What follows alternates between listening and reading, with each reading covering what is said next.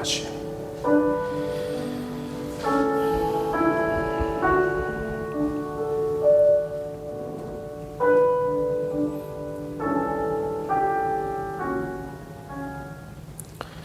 하나님 아버지, 우리를 예배자로 부르신 하나님의 그 거룩한 뜻과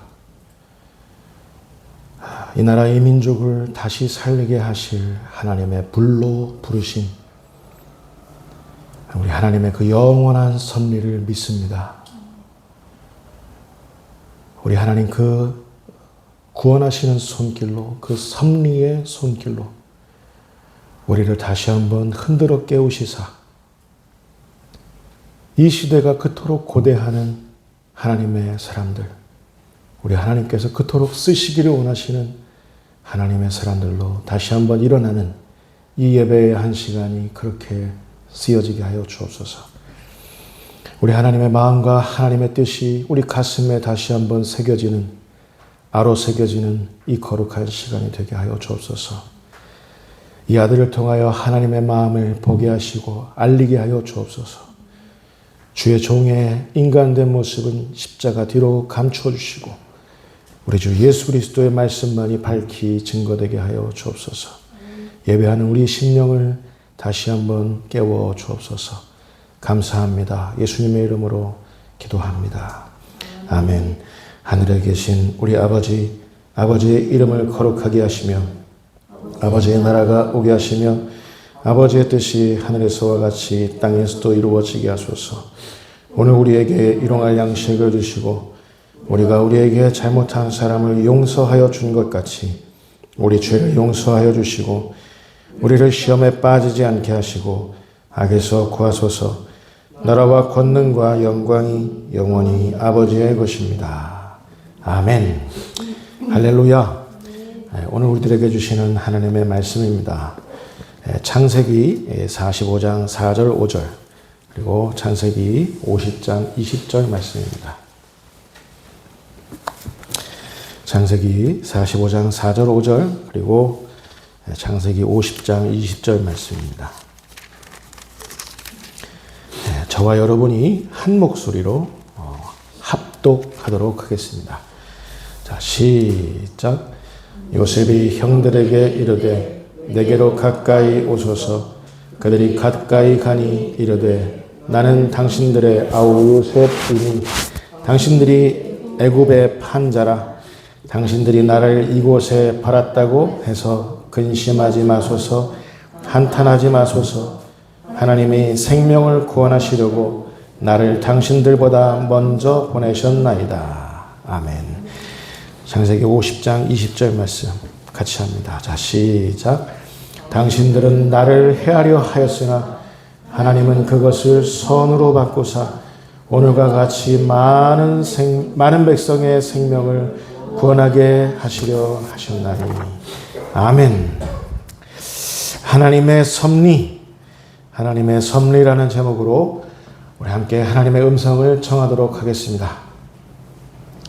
삶을 살아가다 보면 이유를 알지 못한 채 어떤 한 사람이 불명예스러운 시절, 굴욕스러운 시절, 수치스러운 시절을 보내야만 할 때가 있는 것 같습니다. 일본에서 동경 유학하신 제 선친의 삶을 뒤돌아보면 아직까지도 제게는 시원스레 그 의구심의 실타래가 풀리지 않는 게 사실입니다. 남자로서, 장부로서 굉장히 뛰어나신 분이셨는데 완전히 만개하도록 꽃을 피우지 못하셨던 우리 아버지의 인생.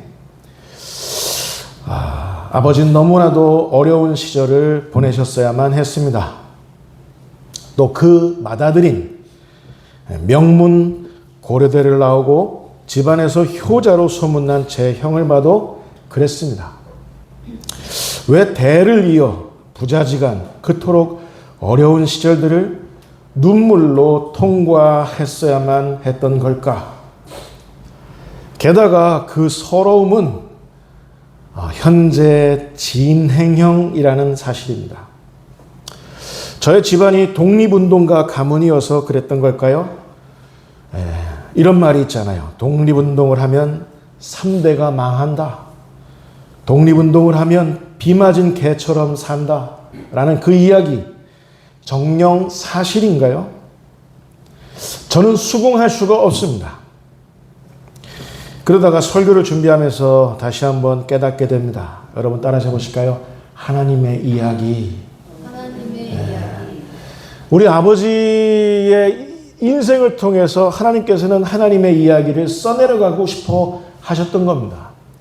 제 형 박기재 집사의 인생을 통해서, 아버지의 이은 제 형의 인생을 통해서 하나님께서는 당신의 하나님의 이야기, 당신의 섭리를 써내려가고 싶어 하셨던 거죠.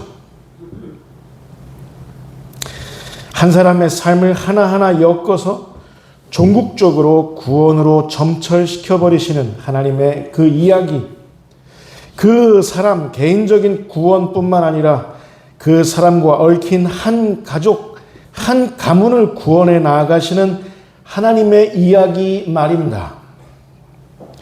그래서 저는 이 나이 먹도록 깨닫는 겁니다. 아, 그때 그래서 그러셨던 거구나 하는. 하이델베르크 요리문답 제27문답은 바로 그 하나님의 이야기를 하나님의 섭리라는 말로 바꿔서 그렇게 일컫고 있습니다. 한 사람뿐만 아니라 한 나라도 마찬가지인 것 같습니다. 우리 대한민국 안에는 하나님의 이야기가 흐르고 있습니다. 하나님의 섭리.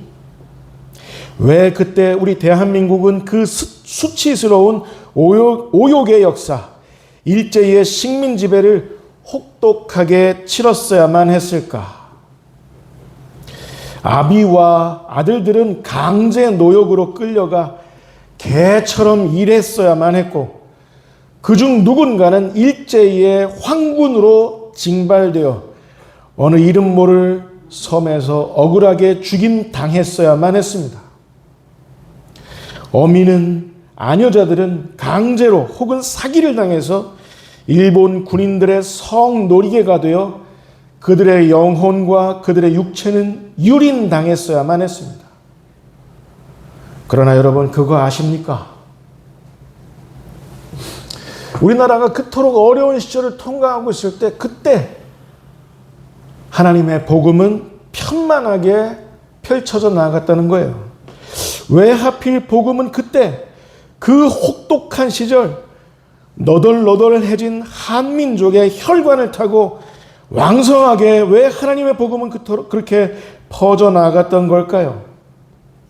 우리가 잘 아는 평양 대부흥운동은 1907년이었고, 그리고 우리가 잘 아는 경술국치 한일 강제 병탄은 1905년이었습니다.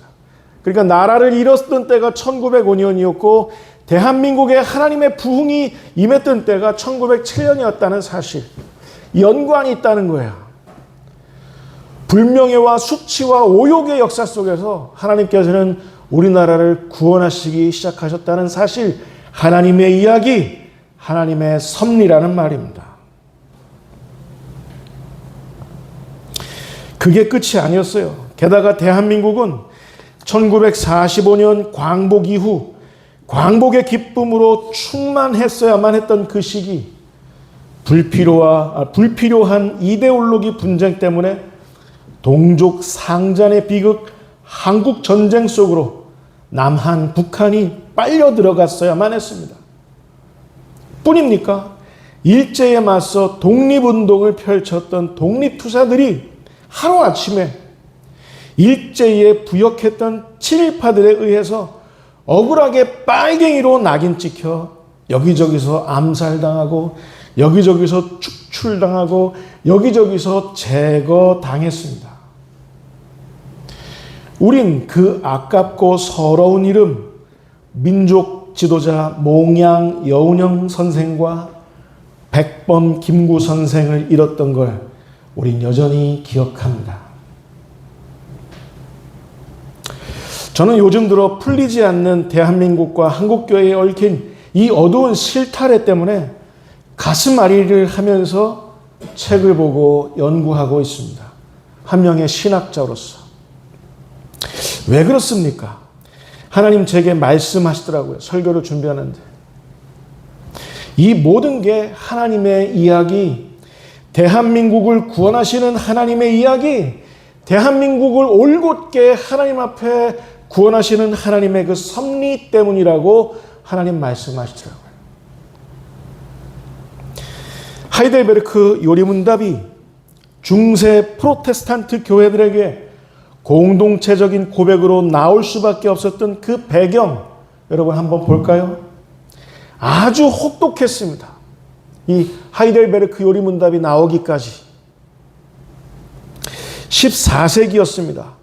1348년부터 4년에 걸쳐서 유럽 전역은 패스트, 흑사병 때문에 그들 인구 3분의 1이 초토화되었습니다. 유럽의 인구 3분의 1이 죽었습니다.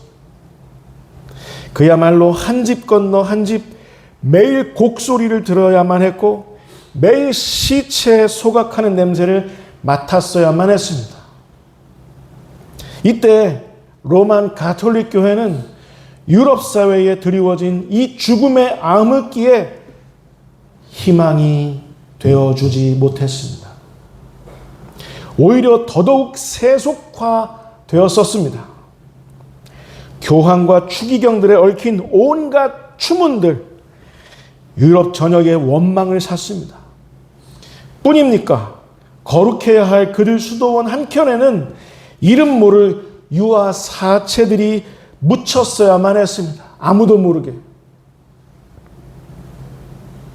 게다가 성도들에게 면죄부를 팔아서 그들 종교성을 간교하게 이용하여 십자군 전쟁을 정당화하고 성 베드로 성당 건축 기금 충당하는 데에 그 서러운 돈, 면죄부를 팔아서 모은 그 돈을 몽땅 다 갖다 써버렸습니다.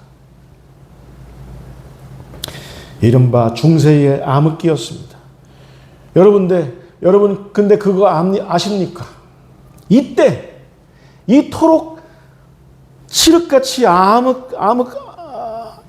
암흑기를 모두가 다 보내고 있을 때 유럽 전역에 하나님께서 프로테스탄트 종교개혁가들을 일으키셨고 종교개혁에 속한 하나님의 백성들을 일으키셨다는 사실, 여러분 이 사실 아십니까? 혹독한 시절, 패스트를 다 겪고 유럽 전역의 3분의 1이 죽었는데 그걸 다 겪게 하시고, 그리고 로만 가톨릭의 그 음란했던 세속화되었던 그 시절을 다 겪게 하시고 난 다음에 하나님께서는 프로테스탄트 개신교 개혁교회 개신교인들을 일으키셨다는 사실, 여러분 이 사실 아십니까? 뭐예요? 하나님의 이야기입니다. 유럽 전역을 다시 한번 구원하시기 위한 하나님의 이야기입니다. 여러분, 개혁교회는 어떤 교회라 생각하십니까? 우리 화평교회는 개혁교회입니다. 개혁교회. 종교개혁가들, 특히 칼빈을 위시로 한 그가 남겨놓은 숱한 진리들을 근본으로 해서, 물론 성경을 기본으로 하지만 그가 남겨놓은 진리들을 근거로 해서 생겨난 교회, 프로테스탄트. 우리 화평교회는 개혁교회입니다. 근데 여러분, 개혁교회는 어떤 교회입니까? 기억하십시오. 언제나 본질로 돌아가는 교회입니다. 언제나 말씀으로 늘 개혁하는 교회입니다. 언제나 은혜로 늘 개혁하는 교회입니다. 언제나 믿음으로 자기 스스로를 개혁하는 교회가 개혁교회, 개신교라 그 말입니다. 칼빈주의자들은 이런 말을 남긴 바 있습니다. 라틴어로 이렇게 되었습니다. 에클레시아 레포르마타, 젠퍼 레포르만다 라고 여러분 한번 같이 읽어보실까요? 에클레시아 레포르만타, 젠퍼 레포르만다. 무슨 말이냐면 개혁된 교회는 항상 개혁되어야 한다는 뜻입니다. 개혁된 교회는 항상 개혁되어야 한다. 개혁된 교회가 유럽 전역에서 피어나기까지, 퍼져나가기까지 유럽 사회는 왜 패스트 흑사병과 온갖 전쟁과 로만 가톨릭 교회의 부패를 왜 겪었어야만 했던 걸까요? 이 역시 하나님의 이야기 때문입니다. 하나님의 섭리, 하나님의 구원하시는 하나님의 이야기, 하나님의 구원하시는 하나님의 섭리 때문입니다. 그때 개혁교회의 모든 그리스도인들이 하나하나 그들의 신앙 고백을 묶어놓았던 것이 바로 이 하이델베르크 요리문답이다 그 말이에요. 그 하이델베르크 요리문답 27문은 어떻게 되어 있습니까? 자, 같이 읽겠습니다. 자, 시작. 하나님의 섭리란 무엇입니까? 네. 하나님의 섭리란 무엇입니다. 라는 것이 질문이죠. 이 질문은 실로 무미건조한 질문이 아닙니다. 배부른 질문이 아니다 그 말이에요. 배부른 철학자들이 어느 날 그냥 떠올려서 했던 질문이 아니라 그 중세의 암흑기, 유럽 전역이 3분의 1이 초토화되었던 그때 그걸 겪고 난 다음에, 그리고 숱한 전쟁들을 겪고 난 다음에, 그리고 로만 가톨릭의 그 부패를 겪고 난 다음에 이들이 고통스럽게 내뱉은 질문이 바로 이거다 그 말입니다. 하나님의 섭리란 무엇입니까? 이들이 막 몸부림하다가 이 질문 앞에 그리고 이런 답을 달아놓았습니다. 그들이 깨닫게 된 답은 무엇이었습니까? 그 답은 다음과 같았습니다. 자, 우리 같이 읽겠습니다. 자, 시작. 섭리란 하나님의 전능하고 언제 어디나 미치는 능력으로 하나님께서 마치 자신의 손으로 하듯이 하늘과 땅의 모든 피조물을 여전히 보존하고 다스리시는 것입니다. 그리하여 잎새와 풀, 비와 가뭄, 풍년과 흉년, 먹을 것과 마실 것, 건강과 질병, 부와 가난, 참으로 이 모든 것이 우연이 아니라 아버지와 같은 그의 손길로 우리에게 임합니다. 뭐가? 하나님의 섭리가, 하나님의 그 구원하는 하나님의 이야기가 우리에게 임한다 그 말입니다.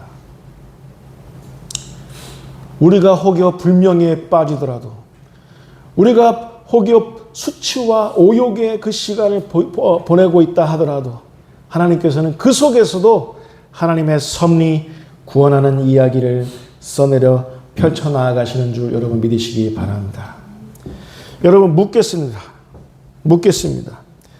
여러분 자신은 지금 망했습니까? 그 불명예 때문에, 그 수치 때문에 여러분은 지금 망했습니까? 아니면 오히려 더 구원의 이야기 속을 살아가고 있습니까? 제 선친, 제 아버지가 그토록 많은 준비를 하시고 일본에서 유학하시고 그토록 준비를 하셨는데 그분은 어이없게 그냥 쓰러져 가셨습니다. 제 아버지는 돌아가셨지만 그분의 그 삶은 헛된 것이었습니까?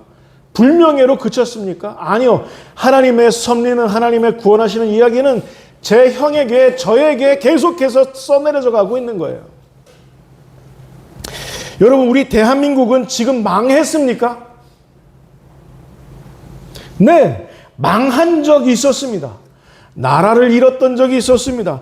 땅을 잃었던 적이 있었습니다. 우리의 언어도 잃었던 적이 있었습니다. 우리의 육체도 잃었던 적이 있었습니다. 실로 잔혹한 시절을 보냈던 적이 있었습니다. 그러나 지금 망했습니까? 아주 망했습니까? 아니면 하나님의 구원의 이야기, 그 구원의 섭리 속을 지금도 대한민국은 살아가고 있습니까? 우린 지난 보름여 동안 집단적으로 칠흑같이 어두운 시간을 또 한 번 보냈어야만 했습니다. 이른바 비상계엄. 친위 쿠데타라고도 하죠. 어느 미치광이 때문에 정말 우린 정말 큰일 날 뻔했습니다. 강제로. 그런데 지금 우린 망했습니까? 아니면 다시 하나님 구원하는 그 이야기 속으로, 그 구원의 섭리 속으로 우리 대한민국은 지금 빨려 들어가고 있습니까? 뭐가 맞습니까? 우린 왜 이 어이없는 일들을 또다시 겪어야만 하는 겁니까? 저는 하나님의 이야기, 하나님의 섭리 때문인 줄 저는 믿습니다. 여러분, 유럽 사회는, 유럽 전역은 지금 망했습니까? 정말 망할 뻔한 적이 있었습니다. 유럽 사회의 3분의 1이 이 패스트 때문에 다 죽었습니다. 멸절될 수도 있었습니다. 로만 가톨릭의 부패와 전횡 때문에 큰 어려움도 겪었습니다. 세계 1차 세계대전, 이 2차 세계대전을 겪으면서 수도 없이 유럽 사회는 방황했습니다. 게다가 아직도 개혁교회는 한때 잠깐 프로테스탄트, 그때 잠깐 빛을 보았지만 지금 또다시 흑암 속을 헤매이고 있습니다. 유럽 교회는 지금 술집 바로 변했습니다. 유럽 교회는 지금 디스코텍으로 변했다고 합니다. 그리고 이건 제일 나은 것 같아요. 유럽 교회는 지금 박물관으로 쓰이고 있다고 합니다. 그러나 저는 압니다. 하나님께서 당신의 구원의 이야기로, 당신의 구원의 섭리로 다시 한번 전 유럽을 부흥케 하실 것을 저는 믿습니다. 다 하나님의 섭리 때문이라는 거예요. 저는 그 도구로 쓰일 나라, 그 도구로 쓰일 교회가 바로 우리 대한민국 한국교회라 생각하는데 여러분은 어떠신지 모르겠습니다. 여기저기서 신실한 예언가들이 그런 예언을 남겨놓고 있어요. 대한민국은 열방에 하나님의 빛을 발하는 그런 나라로 쓰일 것입니다. 한국교회는 열방을 구원케 하는 하나님의 흰옷 입은 사람들로 다시 한번 그렇게 쓰일 것입니다. 그렇게 예언들을 하고 있어요. 여러분, 하나님의 섭리만큼 질긴 게 없습니다. 하나님의 섭리를 압도하는 것은 이 세상 그 어디에도 없습니다. 하나님의 섭리는 언제나 늘 항상 우리에게 관철되기에 이르를 줄 저는 믿습니다. 엊그저께 저는 개인적으로 수원에서 사역하면서 만났던 저와 동갑인 아주 귀한 한 분을 10수년 만에 송추에서 다시 재회하며 식사하며 교제한 적이 있었습니다. 하나님께서 왜 10수년이 지나고 난 다음에 이 사람을 하필 왜 지금 이 시즌에 이 사람을 다시 만나게 하셨던 걸까 궁금해하면서 만났습니다. 그런데 그분이 식사를 하면서 눈물이 그렁그렁 하면서 제게 남긴 축복의 말이 있습니다. 저는 그 사람이 저한테 무턱대고 저 그냥 듣기 좋으라고 저한테 아부하느라고 한 말이 아니라고 저는 생각합니다. 그분은 저를 이렇게 축복했습니다. 목사님은 하나님의 비밀병기이십니다. 그 축복과 오늘 설교의 제목과 긴밀히 연결이 되는 거예요. 하나님께서 나를 향한, 박용재 목사를 향한 하나님의 섭리, 하나님의 그 구원의 이야기, 이건 하나님의 비밀병기로 쓰여져 갈 것을 그분을 통해서 저한테 얘기하시는 건 아닐까. 굉장히 의미심장한 말이었습니다. 그런데 반성하면서 집에 돌아오면서 제 자신에게 다시 한번 물었습니다. 나는 정말 저분이 나를 그렇게 축복하셨는데, 하나님의 비밀병기라고 축복하셨는데 나는 정말 그러한 사람인가? 너무 부끄럽더라고요. 여러분, 비밀병기는 항상 전쟁 막바지에 쓰입니다. 비밀병기. 전쟁의 승패를 좌우하는 것이니까 더욱 그러하겠죠. 그러나 비밀병기로 탄생하기까지 얼마나 많은 사람들이 동원되는지 여러분 아십니까? 그 비밀 병기를 만들기 위해서 얼마나 많은 사람들이 얼마나 많은 연구와 얼마나 많은 실험과 얼마나 많은 시행착오와 얼마나 많은 실패와 좌절을 무릅써야 하는지 여러분 가늠하실 수 있을까요? 저는 여기서 하나님의 섭리를 봅니다. 저를 향한 하나님의 섭리, 박용재 목사를 향한 하나님의 섭리, 저 나름대로 혹독한 시간을 보내고 난 다음에 여전히 저에게 비춰져 있는 하나님의 그 섭리, 때로는 불명예와 수치스러운 그 시간들을 보냈어야만 하고 난 다음에 제가 다시 한번 발견하여야만 하는 하나님의 섭리, 그 섭리를 봅니다. 하나님 구원의 이야기. 저는 저와 여러분들이, 저와 우리 화평교회가, 그리고 대한민국과 한국교회가 하나님의 비밀 병기인 줄 믿습니다. 여러분도 믿으십니까? 네, 전후좌우에 있는 우리 믿음의 형제들 얼굴을 확인하면서 당신은 하나님의 비밀 병기입니다. 한번 하겠습니다. 시작. 당신은 하나님의 비밀 병기입니다. 저는 우리 성도들이 다 마음에 드는데 이런 거 좀 해달라 그럴 때 당신은 저는 정말 그렇게 생각해요. 하나님이 저를 그렇게 생각하시는지 다시 한번 깨닫게 됐습니다. 저는 우리 화평교회가 하나님의 비밀 병기로 이렇게 예정되고 지금 준비되고 있다는 사실 저는 정말 믿습니다. 하나님의 섭리를 위해, 하나님의 구원하는 그 섭리를 위해, 하나님의 이야기를 위해 쓰일 그 하나님의 비밀 병기. 저는 하나님의 섭리를 의미하는 다음 로마서 9장 20절 21절 말씀을 한동안 온전히 이해하지 못하고 있었습니다. 자, 여러분 한번 같이 읽겠습니다. 자, 시작. 이 사람아, 내가 누구이기에 감히 하나님께 반문하느냐? 지음을 받은 물건이 지은 자에게 어찌 나를 이같이 만들었느냐 말하겠느냐? 도기장이가 진흙 한 덩이로 하나는 귀히 쓸 그릇을, 하나는 천이 쓸 그릇을 만들 권한이 없느냐? 제가 하나님 앞에 한동안 했던 질문입니다. 하나님 어찌하여 나를 이렇게 만드셨습니까? 하나님 어찌하여 나를 이렇게 취급하십니까? 하나님 어찌하여 내가 이러한 일들을 겪어야만 하는 겁니까? 질문했어요.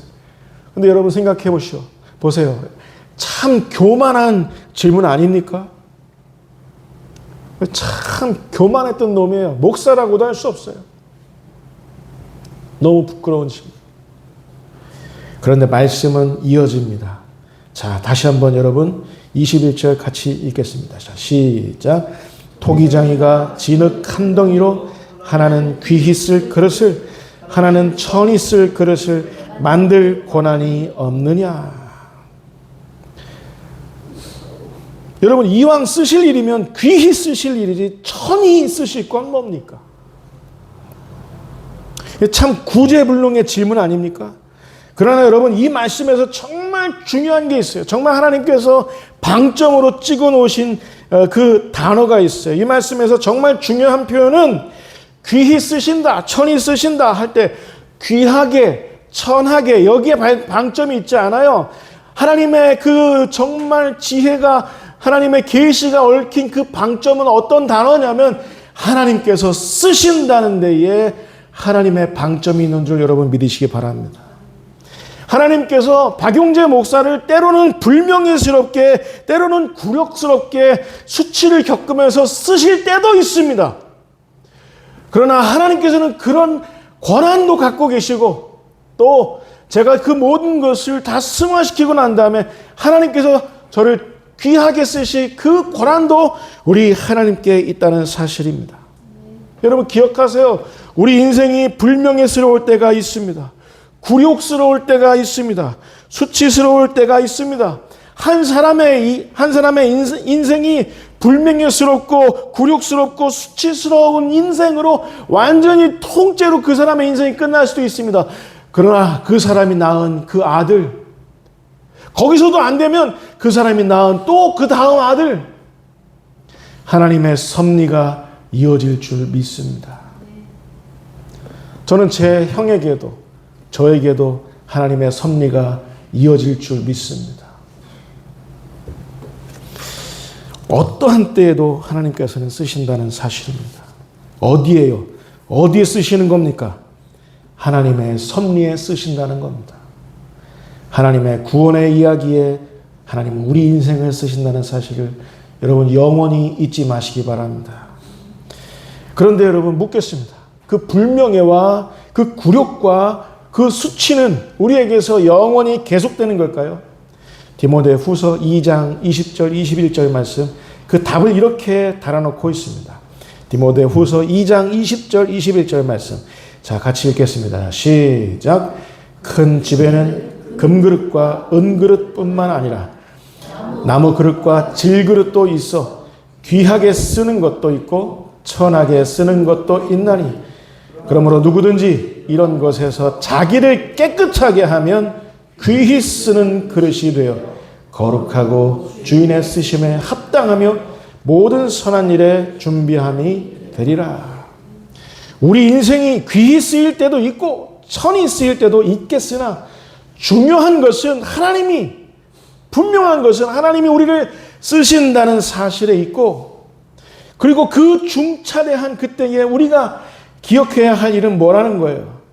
그저 자기를 깨끗하게 하면, 저와 여러분이 하나님 앞에서 우리 자신을 깨끗하게 하면, 근데 여러분 묻겠습니다. 우리가 우리 스스로를 깨끗하게 할 수 있을까요?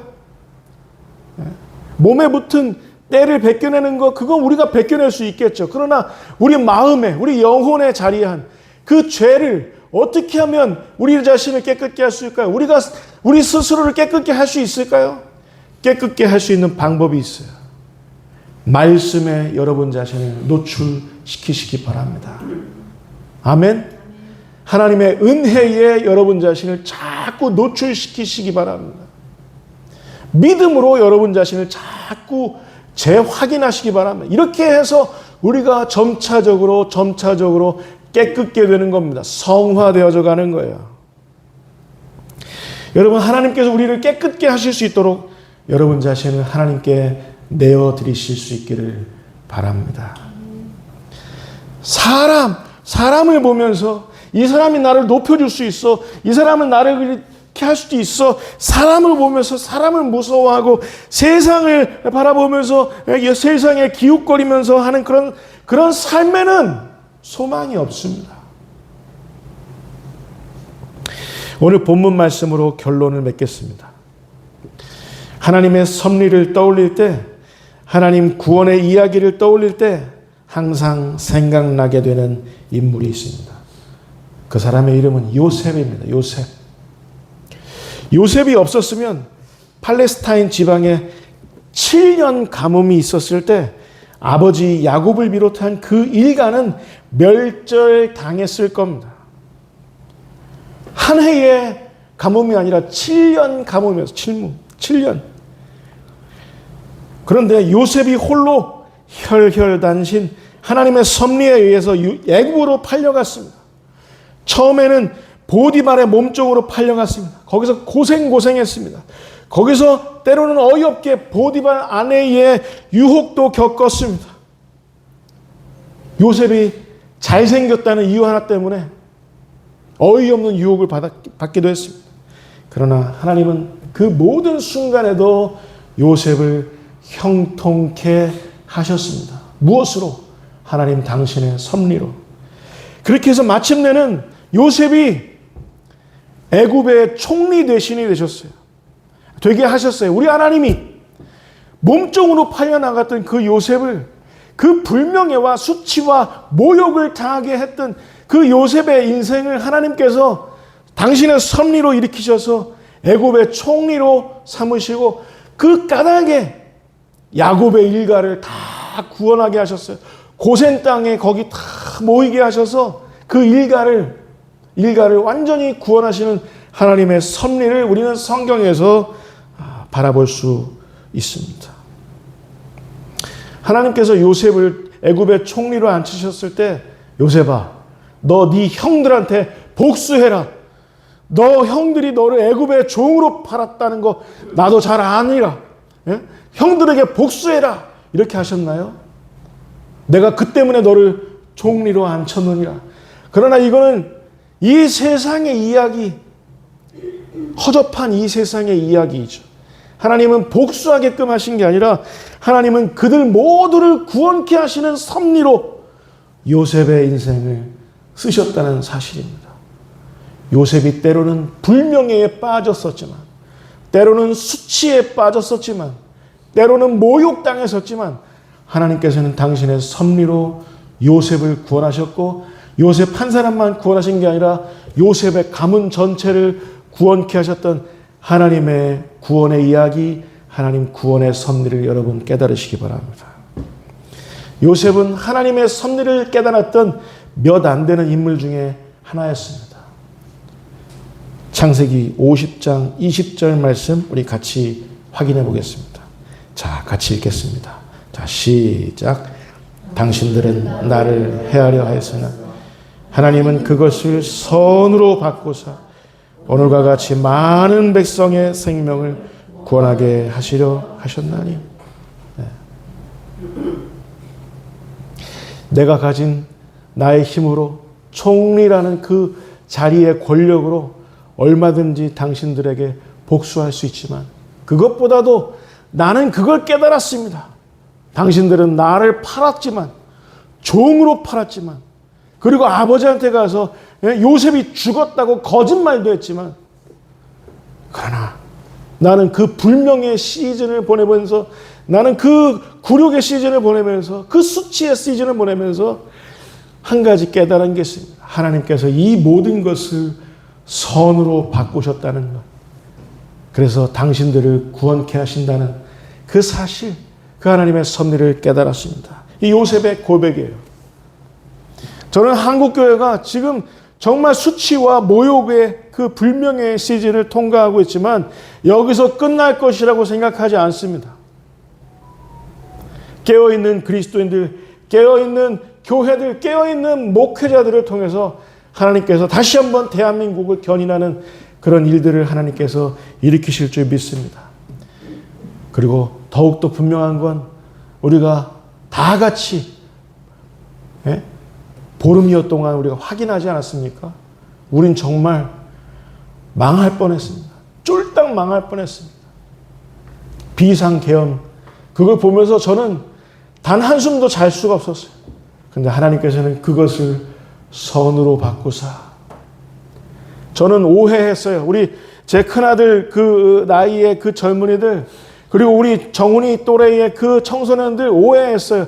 아유, 저 철없는 것들. 정치에 전혀 관심이 없고 제밥그릇 찾기에만 급급한 이 불쌍한 청춘들로만 생각했는데 여의도를 꽉 메웠던 건 저와 우리 형 같은 중장년이 아니었고 오히려 이 아이들이었다는 사실. 하나님께서는 세대 간의 그 갈등을 다 선으로 바꾸셔서 탄핵의 그 시간 하나님께서는 대한민국을 다시 한번 일으키시는 그 섭리로 사용하셨다는 사실. 여러분 우리가 다 봤잖아요. 저는 아파트 그 노래가 그렇게 쓰임받을 줄 몰랐어요. 소녀시대의 그 노래가 그렇게 쓰임받을 줄 몰랐어요. 하나님의 섭리입니다. 대한민국을 구원하시는, 한국교회를 다시 부흥케 하시는. 자, 여러분 이 섭리가 어떠한 것인지, 얼마나 질기고 강렬한 것인지 여러분 깨달으시면서 오늘 하루를 보내실 수 있기를 주님의 이름으로 축원을 드립니다. 기도하겠습니다. 하나님 아버지, 우리를 향한 하나님의 섭리 다시 한번 깨닫습니다.